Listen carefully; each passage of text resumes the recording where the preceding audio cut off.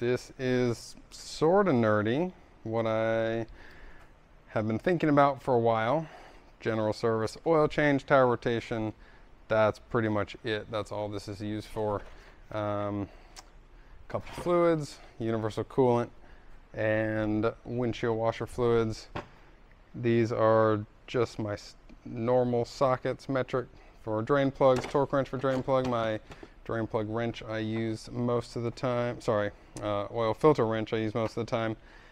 These are the cup style ones for certain filters. Then this one fits onto the back of my AST, my Assenmacher Toyota filter socket there. Crappy little pick for getting O-rings off the oil filter housings, and then just general kind of like sticking and prying with stuff there. I like this torque wrench here. You do not have to wind it back. Precision Instruments, I think, on Amazon. Very old company, I think. Very good. Yeah, Precision Instruments right there. C3FR250F. You don't have to wind it back. That's what I like best about it. 19 and 21 flip socket on an extension. I keep my gun sticking right there. Astro, electric, electronic, digital, tire pressure gauge. I've had to repair it one time.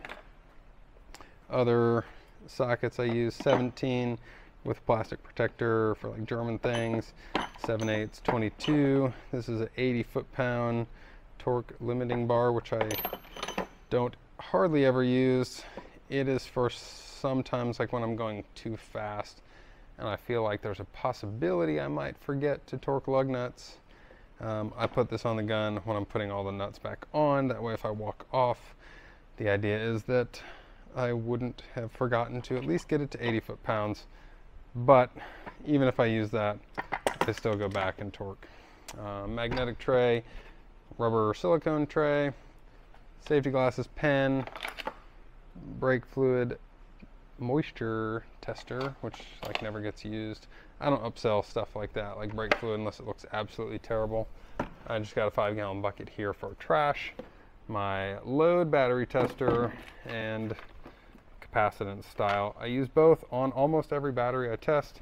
Another thing of just universal coolant and a battery pickup clamp tool, so you put that on and pinch it, and it clamps tighter as you lift up to avoid hurting yourself to get batteries in and out. I'm still playing with this. I've just been working with it for like a week, but it is just something to bring around so I don't have to keep grabbing all the exact same stuff when I'm just doing a quick oil change, tire rotation kind of job.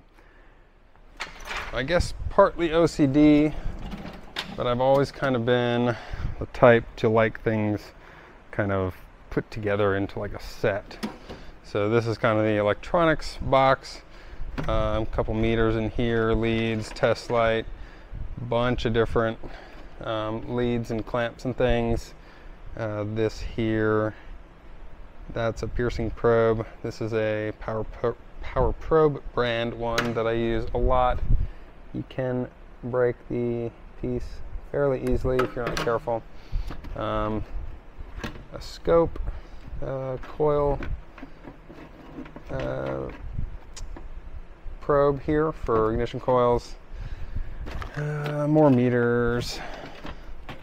What is this? I think this is a, yeah, so that's amp clamp for scope. Bunch of other junk down here. Battery maintainer, I guess you'd call it, for when you're programming. That is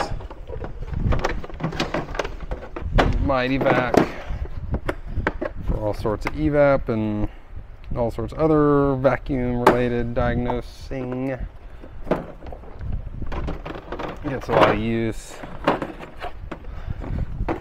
Fuse saver. This one is cool. Don't use it too often.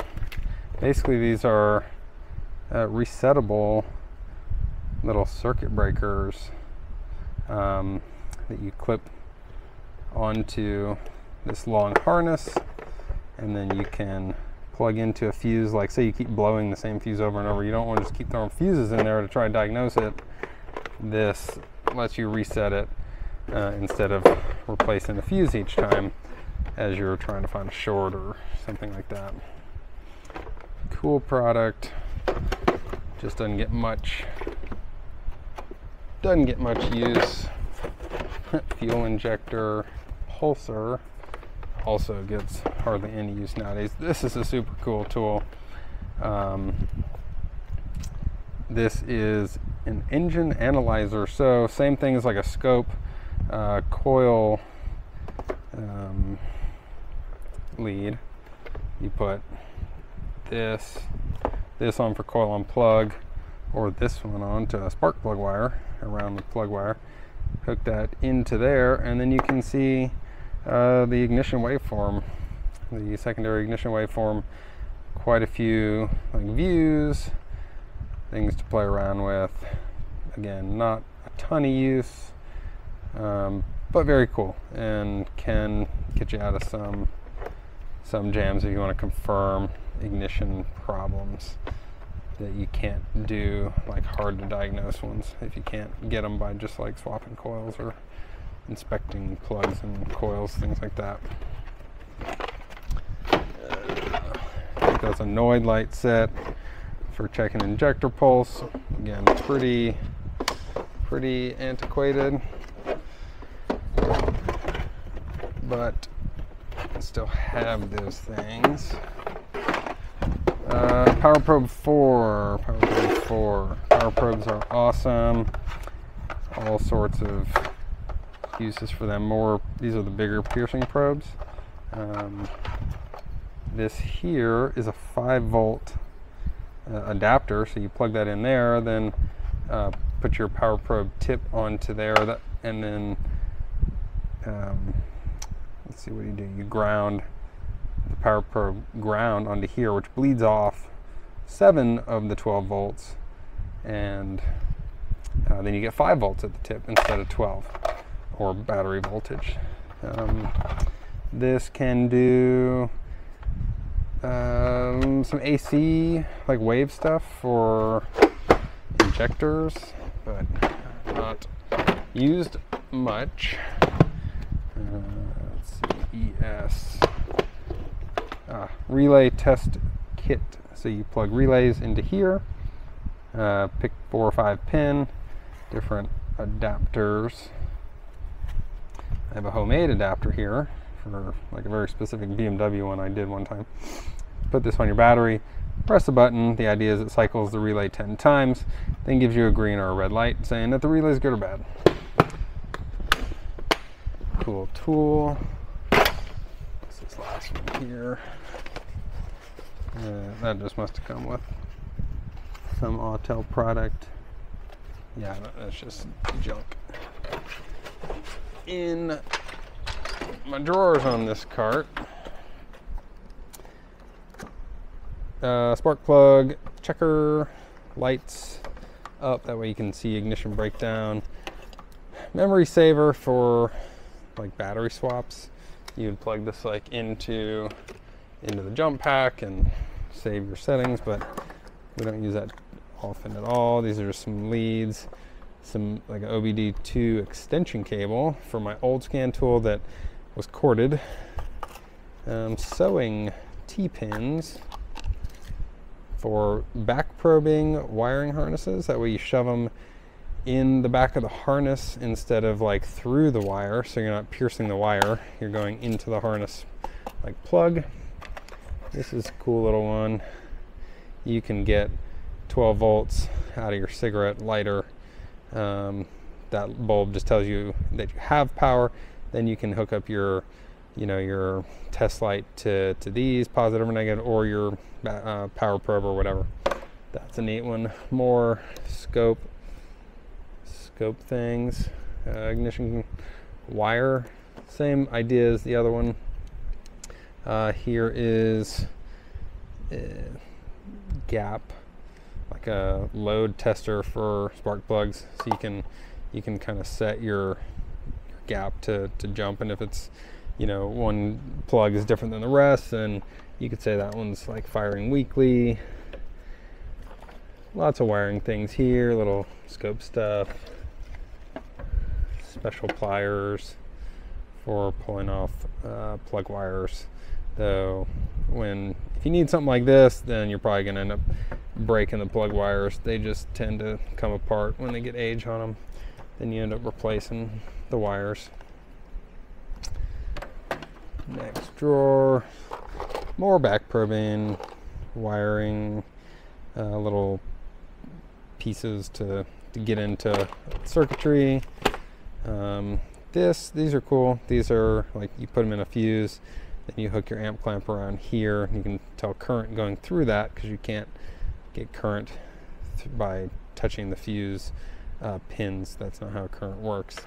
Backup lights, bulbs for the test light, trailer thing, one-time use thing I made, another trailer thing, thermometer, relay pulling pliers, pin files. These are for filing electrical pins. So they're like tweezers, but they're like diamond coated. So you like file corrosion off of pins and get better electrical contact. More wiring things, relay jumper, relay bypasses. So just 2 pins, it feeds power without having to actually have a relay in there. Use those for like fuel pumps and AC clutches and stuff. Here I've got a rack with quite a few like specialty tools, fan, clutch, like big wrenches, a torque multiplier.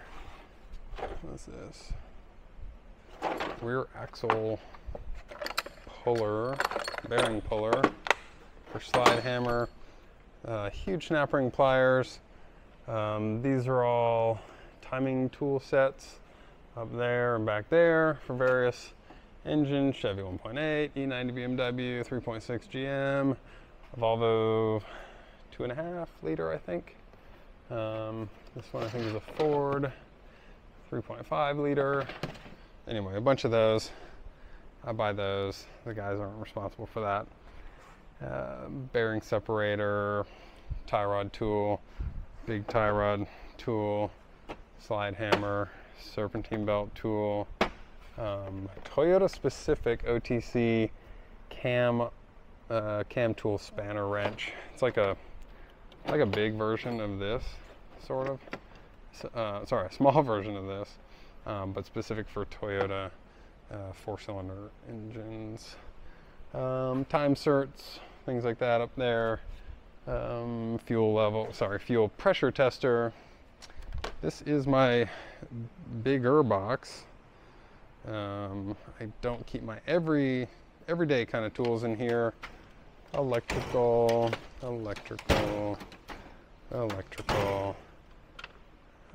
time cert, helicoils, thread repair stuff, junk, a few things. Back pressure tester, that gets used every once in a while. Trying to track down like a clogged up cat. This is just like leftovers or things we tend to use a lot of. Honda AC relays, a few TPMS sensors, gaskets that I don't want to get stuck without. Kind of more specialty sockets, triple squares, the bolt, rusty bolt extracting kind that twist turbo sockets. Cheap set of star big torques to get the big one. Some Gearwrench e-torques. Standard stuff. All my standard stuff is in here. It's very minimal. Not in the cart I can roll around. These are neat that I found recently. Vim tools. Haven't used them yet. They are a ball end torques. So getting under dashes of things, awkward locations, some crow's foot, some spark plug sockets, BMW or a universal spark plug socket, the long one for like Fords.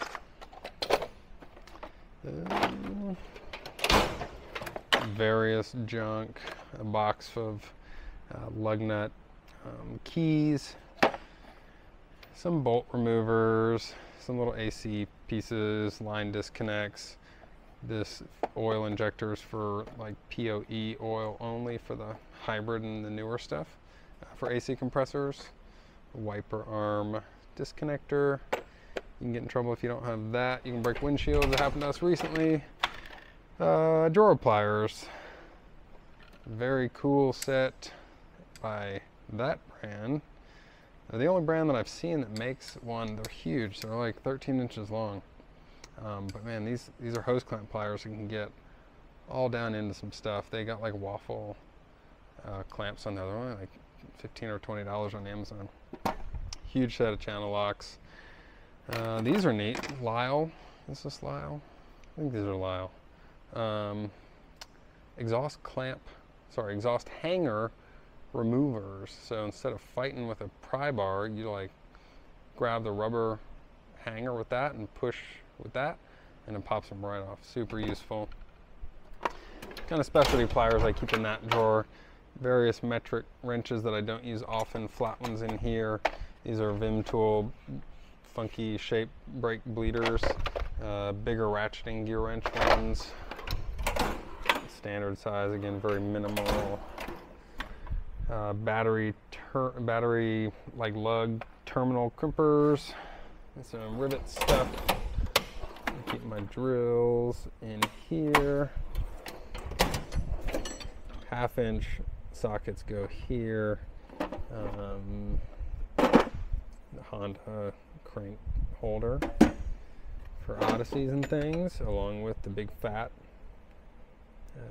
socket for also removing those. The heaviness, the weight of this socket and the thick wall with the impact gives it more inertia to break those Honda bolts loose. This set of Astro, they're like, they call them flank bite. They're good for removing like swollen or beat up lug nuts. You can pound them on and they're like, they bite in. Very nice. This gets used a lot. Lang thread restoring stuff. These aren't taps, but they do repair threads that aren't too far gone, so they don't cut, they just straighten stuff out. They come with files and then female and male versions to restore threads.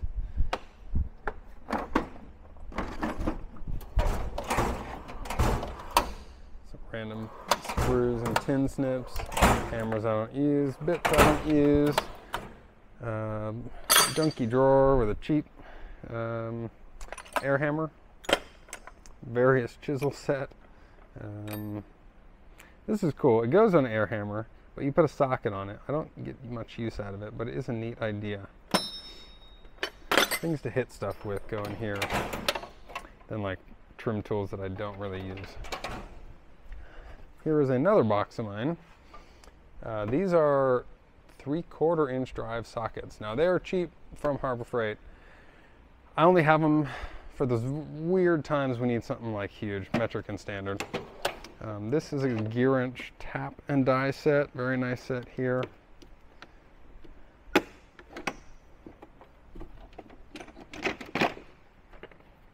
That I can't shut. Airlift for vacuum filling cooling systems. A torsion bar tool. Timing light. These are all kind of specialty things. More taps, more dies. A TPMS repair kit. I've tried to use it once. It didn't work great. So then I used it a second time and made a tool out of that just because I needed a Schrader fitting. But I've never successfully used it to repair a TPMS tool. Volkswagen 2-liter timing chain stuff, along with this bar. That's like the crank holder back there for the VW 2 liters. Some more timing stuff. Water pump tool for GMs. Fuel pump. Lock ring tool. That is for dipsticks on Chryslers for transmissions. And that's another timing tool set. We did the other day, like 2 weeks ago. That was a Ford or something. I don't know. What's this one here? Power steering puller, Astro. Power steering pulley puller. I only bought this set because one of my techs has one that's missing a couple pieces. We don't pull many power steering pulleys. Axle nut sockets get used all the time. 6-point, and this should be my 12-point set. And 12-point. So some are 6-point and some are 12. So you gotta have both. I don't like using 12-point stuff on high torque applications. That's a 6-point. This is a neat hook. You put a pry bar through the hole and then hook onto a lower control arm, then pry against something on the frame to like pop ball joints and pull the lower control arms down to do work. These are special. This set here, alternator overrunning decoupler pulley removers. We don't really use them that much because we normally just replace alternators. But it's good to have every once in a while. It'll come in handy. Oxygen sensor sockets. There's like 3 more. This is a socket that gets the GM oil pressure sensors out. 27mm with like rounded edges, rounded corners. Came in that O2 sensor socket set. Manifold drill template. I just got this the other day because I was thinking we were going to need it for a job. Luckily we ended up not needing it. But what this does, this is for a Ford 2 and 3 valve. You put that onto the exhaust manifold area when the manifold's off, and if you need to drill out studs that are broken off, they got these little bushings you can drill through right there and into the broken stud and then extract it. Hopefully that's the idea. Stuff from back in the Honda building days, valve spring compressor, and a rear axle tool we made in a pinch one time to tighten up some rear end like shim things on a Dodge truck. Pulley puller, cylinder leakage tester, brake wind back set, other snap ring pliers. That's drum brake tools.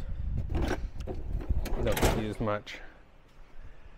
Then my main cart here is that US General one that like everyone seems to have.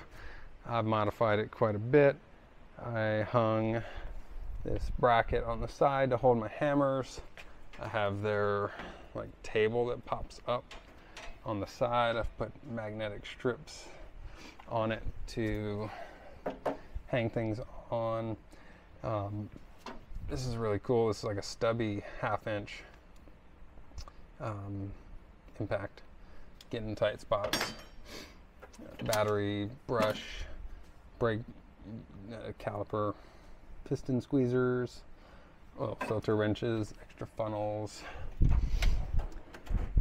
torque wrenches, gear wrench ratcheting with that poked out closed end. Very nice set there. Old Autel scanner, scan tool. This Vim set's really nice. It is very stubby bits. They're very small, so you can get into tight spots. They're like half the size of other bits, but it's a nice complete set. Torque wrench, more bits, Allen sockets with extra 11 and 9s for Ford and who else? Someone else does a weird funky size. That's what those spares are there for. Magnetic trays all over the place. Your mountain wrenches that are awesome. Ratcheting, flex head, flip back and forth. A Spud Wrench. These are cool. It's like for old school like iron working, but you can use the pointy end to like shove into suspension holes and wiggle for control arms, getting them back into place, or to get your bolt in from the other side. Adjustables. This is cool. Mueller cups. Wrench extender. I use this sometimes on alignments when I'm using like a box end wrench to do an alignment. Wrench tray, English and metric. Gearwrench miniature, ratcheting metrics.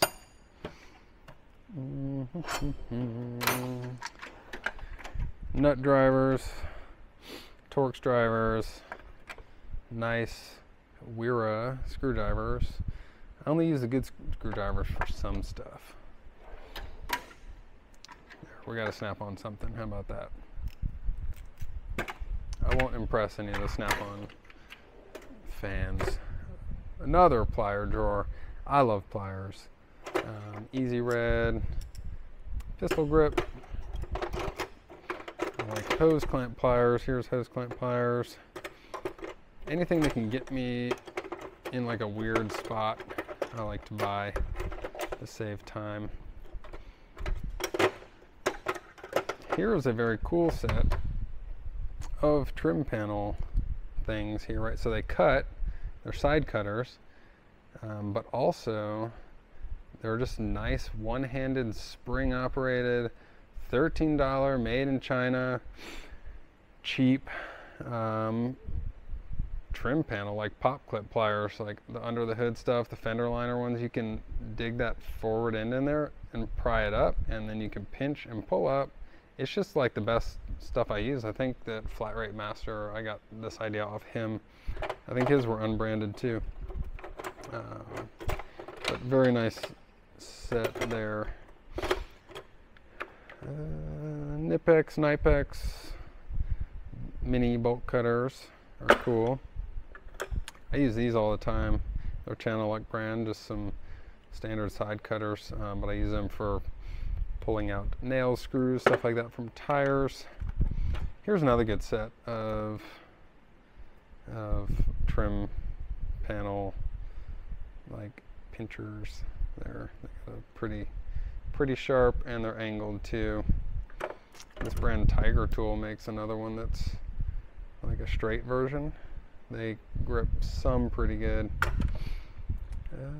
What else do we have? Circular hose pinching pliers for like long reach. More long reach pliers in there. Good to get into places, get that access. Let's see, got these the other day.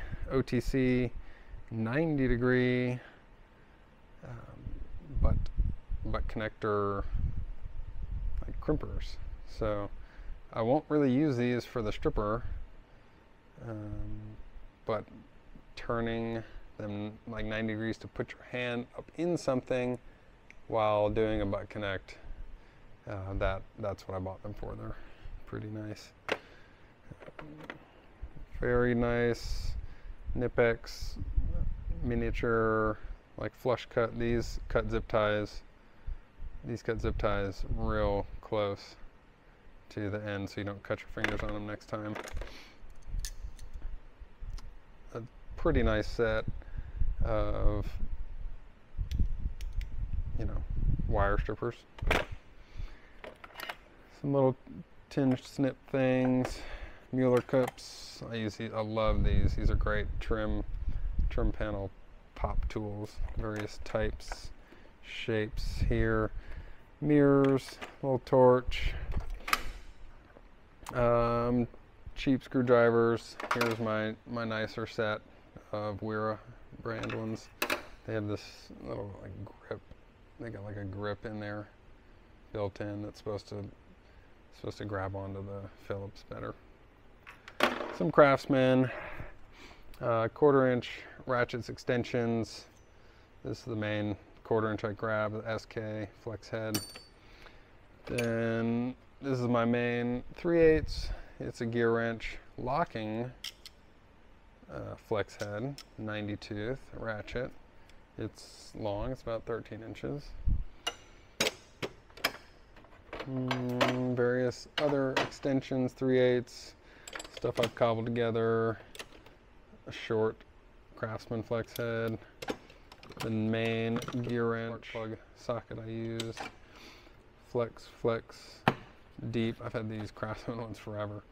Very stubby, impact rated Astro brand sockets. These are cool when you have like a head of a bolt that you need to push up in somewhere that doesn't have a flange. The short one, just the head engages inside the socket, so you can like push with it. Instead of like with a deep one, you know, if you were to push that with no flange, the bolt's just gonna fall into the socket. Half length, these are Gearwrench. So mid-length metric sockets, 1/4 inch, 5.5 millimeter. This comes on some weird stuff. I got this one Gearwrench pinless extension attached to a 10 millimeter.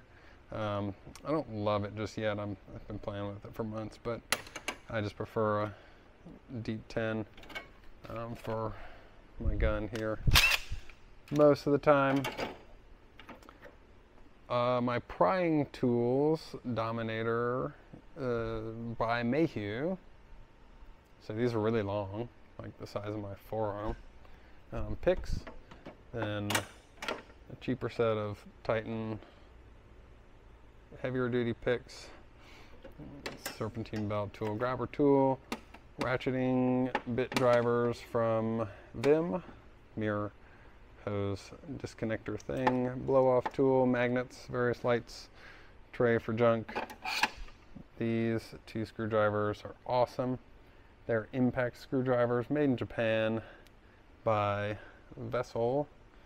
The big one is perfect for Honda rotor screws. He said I must have a thing for like pliers. I have a whole bunch of pliers. And blowgun. Got a big blowgun here too. This thing is like a hurricane. A lot of air comes out of there. Lots of pry bars. I must have a thing for pry bars too. Straight and angled tips in that Mayhew Dominator series for like any length they make. So like short 6 inches, or the short one up to my longest one, which is right here, hanging on a rack on the other box, and it is 5 feet long. So everything in between. Pry bars are very handy. Got it indexable, meaning you can change the angle of the prying Gearwrench and the length. So you can change that. Don't really use that much. I think it saved me a couple times in some weird spot.